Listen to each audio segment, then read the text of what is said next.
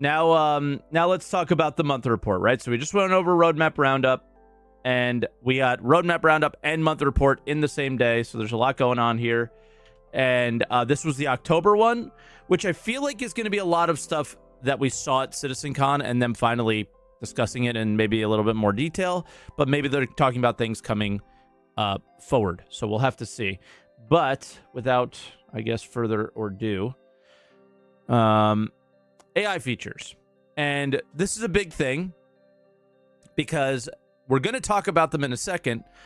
But last month, AI features focused on bringing AI combat functionality from Squadron 42 to the PU for Alpha 322 release.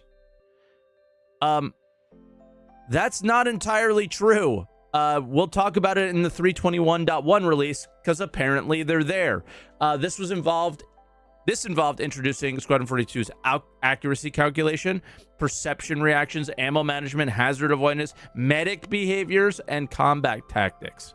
And we've seen some of these even in 320 with like gunless NPCs going to pick up guns, which is kind of crazy. So that's pretty cool. They ramped up bug fixing, issues with AI not reloading in cover, so just like more issues. And then AI tech.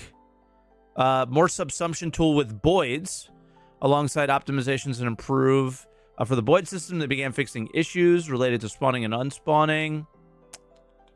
Because, like, Boyds is not nothing anymore. I kind of always skipped over Boyds, and then we saw space whales and cows. So now you're like, okay, what? So that's kind of cool, but I don't see...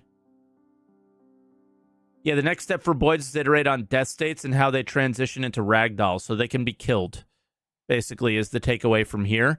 Thank you for pointing that out, Bob. I appreciate it. October saw Apollo Substitute Tool receive numerous fixes. Collision avoidance we've been seeing forever.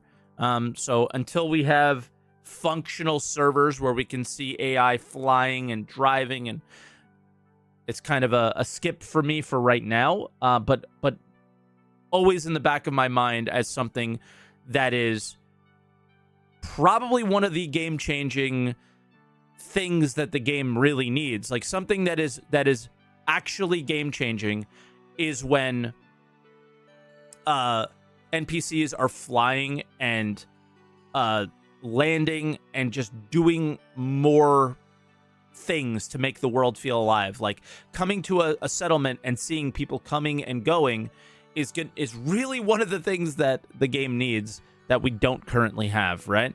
And then animation, facial animation, okay. Character art. Team began working on a racing flight suit and its helmet, started new creature models, and prepared for CitizenCon. So I don't know if we know about the racing flight suit or anything, but do you think that this maybe is related to racing type armor sets that are the common to legendary? Perhaps, maybe not. Could just be something for IAE. You know, who knows?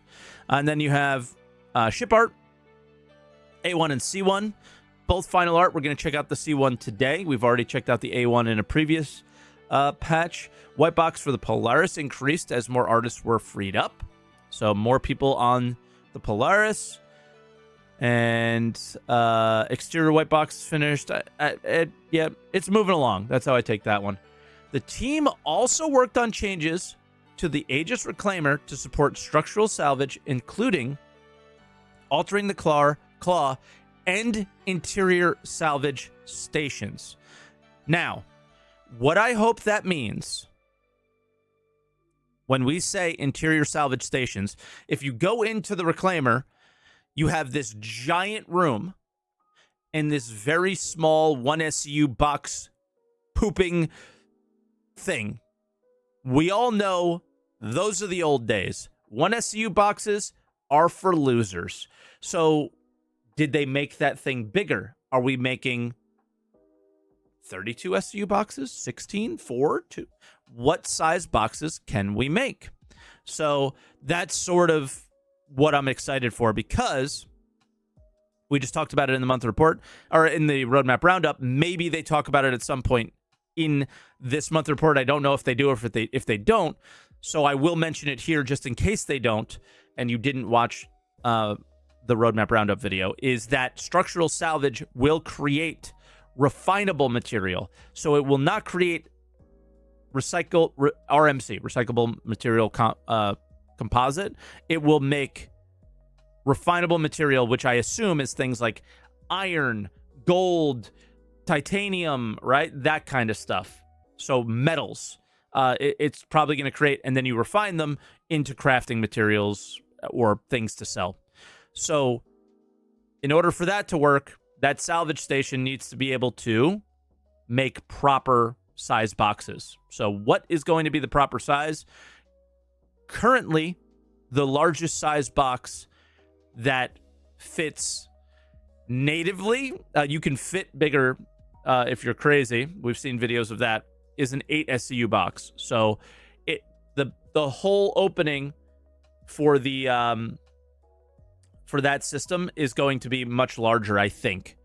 So I don't know. Just putting all the details out there of where this can go, and it could be very cool. A new variant was mentioned last month and continued through Gray Box. Okay. And then finally, the run-up to CitizenCon, the team completed a pass on the Crusader A2 Hercules to add relays. So they were on the A2 for CitizenCon. Okay, cool. Then community, CitizenCon, very great. Oh, you know, I never saw the cosplay contest. I never watched it. Who ended up winning? It had to be like one of these two, right? But that's cool. Yeah, there was no bad guy. And then more stuff like that. Economy, here we go. In October, the economy continued balancing the profitability of commodities for Pyro and Stanton. Now, we know through some data mining that there are new mineable materials in Pyro. They're not there yet, but yet being the key word. One of those things being ice. That should probably be everywhere, or in a lot of places, or maybe not. So I'm very excited for that. You know, water kind of being a big thing. You saw ice on a terminal last night. Hell yeah. So, like, it's happening. You know what I mean? It's happening, dude. Because, like, that's the one thing, like, the original scene, the first scene, really, of The Expanse, right? They're like ice mining. Yes, silicone. There's a bunch that are on terminals and stuff. So things are happening. I just look back to that original scene of The Expanse and is like, that's sort of what I want to feel, and it just would feel more real because it's such an important piece of the puzzle, right? Would be water. To life. So, and we don't really have it as a commodity that we're interacting with. And then we also saw at CitizenCon the water containers, the concept art for those. So it seems like everything's tying together a little bit. They also began reviewing and balancing alpha UEC prices of vehicles, identifying various criteria to help inform how they should be priced to better reflect their current potential. Similarly, they started balancing the prices of armor using an algorithmic approach based on information pulled from live game data. Vehicles and armor price balancing feeds into the team's goal to holistically balance effort versus reward across the game and provide other teams with guidelines on how to price items in the future. The economy also supported other teams on gameplay features, including the vehicle tractor beam, salvage contracts, and the profitability of loot found in vehicle wrecks. Additionally, support was provided for various events, including CitizenCon, IAE, the F8C hunt, and the Day of the Vera. Okay. This is okay. I mean, this is where we are right now, right? Is they got to go through and they got to balance every single item in the game. This is going to take a while. This doesn't feel like it's just a small paragraph, but I do look forward to seeing what comes from this, right? I think that there's some vehicle prices that don't make a lot of sense. I think that there's armor. Armor is just so cheap. Ammo, so cheap. And so far, nothing that I'm reading here is creating, or nothing that I've seen so far is creating this effort versus reward. And we certainly don't have any friction yet. So I'm very much looking forward to seeing what happens when we're like, when there's a little pain. Like, these are the people that are supposed to, I guess, insert some pain into this world, and I don't know if we have it yet. Engine. I mean, we saw the engine update, right? So this team focused on delivering Maelstrom destruction. So very short one, because they pretty much mic dropped at CitizenCon, right? Then Arena Commander. The engineering team primarily focused on the development of multi-crew gameplay and spawn locations, added features such as locking and unlocking vehicles for spawning and seat selection within vehicles. Okay. Another primary focus was on custom matches, so that's a big deal for people. Custom lobby UI. They also enabled the award service in the PU that was most recently used for the Anvil 8 SC. Okay, that's cool. Design continued to work on the multi-crew gameplay and spawn locations alongside engineering. Another pass over all Star Citizen's vehicles was done. And successful go, no-go was also achieved for various game modes and locations coming along in Alpha 3.22. So new locations, and fingers crossed here, the feature, or the various game modes, one of them will include the engineering one, right? Because they hinted at that at CitizenCon. Of all the possible experimental modes, I think engineering is the one I want to see the soonest. And you see that. The team made significant progress on engineering gameplay, including the UI. They also progressed with structural salvage and are currently in the final phase of their vehicle tractor beam work, which we'll check out later today. Features, mission features. This is big. Also, because they didn't really get to talk at CitizenCon about this stuff, right? Data heist intensified. Okay. And mission received narrative pass, so all the text is complete that nobody will read. Okay. An interesting addition has been new dialogue sound effects, which the servers play to give players important feedback of their current cooling states. Okay. Then work continued on Blockade Runner, which I think all of us are, cautiously waiting for, excited for, and deciding which commodity is being transferred. Improvements were also made to the scenarios that occur when a player is interdicted during the event. Okay. Mission features work alongside economy to make more accurately balance the cargo manifest in the salvage, bounty, and assassination missions to ensure they don't break the economy. Good job. That'll be good, right? We love that we made money doing those things, but I think we also would love a system where it was, you did them a lot and you felt like you were working towards something. Maybe, I don't know. Steal and recover courier missions saw their first white box playthrough from start to finish. Team are now switching to the polish stage. Steal and recover courier. Okay. Ship trespass feature passed a go, no go, which I think we see coming soon. I think it's in 321.1. Mission features continue their previous unrevealed work supporting Pyro. The new bombing run mission I did yesterday with Cutlet was actually a lot of fun. And then implementing the Squadron 42 AI trait systems. Updated Siege of Orison, which I think is also in 321.1. And then vehicle features. October, the vehicle gameplay team focused on bug fixing. Nothing really there. VFX. They got a lot going on here, but they just basically talk about what they showed at CitizenCon, which we all seen. And then we have a public beta test to be considered at some point, but they need to deal with performance and stability issues before we do that.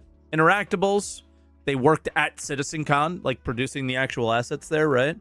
Underground facilities, pushing the boundaries to create new and interesting props. Okay. Lighting. CitizenCon, live tools, server meshing demo, EU locations, Pyro's rundown stations, and improvements to New Babbage. And the Sandbox team continued on the Pyro settlements, which we see here. Narrative.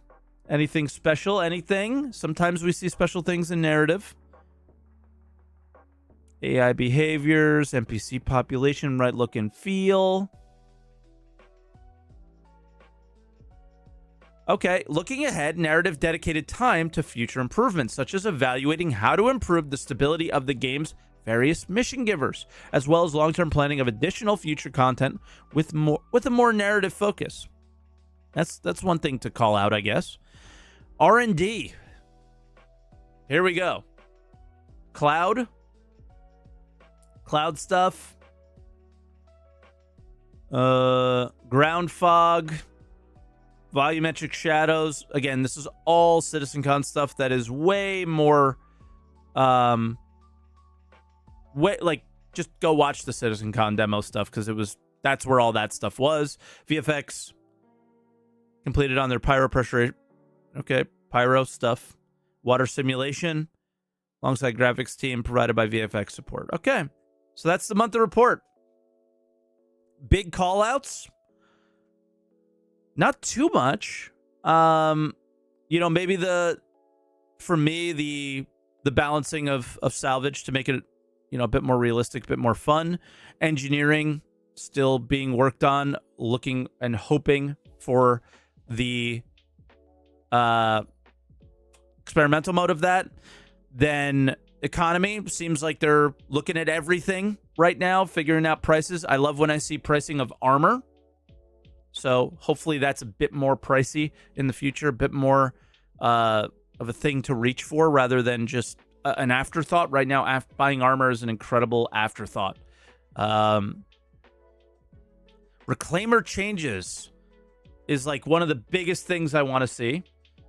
And because it's just like, how far are they going to go? What are they going to let us do? Right? When we see it in the Reclaimer, we're going to know. But I think the Vulture will probably stay 1 SCU at the most 2 as what you can make. And outside that, Squadron 42 AI, I believe, in 321.1 PTU, not 322. So, an interesting couple months ahead of us with this stuff. Pretty exciting. And, you could shoot birds and space whales, maybe. So, yeah. You usually expect the leading up to CitizenCon month having only CitizenCon stuff. That wasn't really the case. We got little tidbits there, and it was pretty good. So looking forward to seeing some of these things come to life.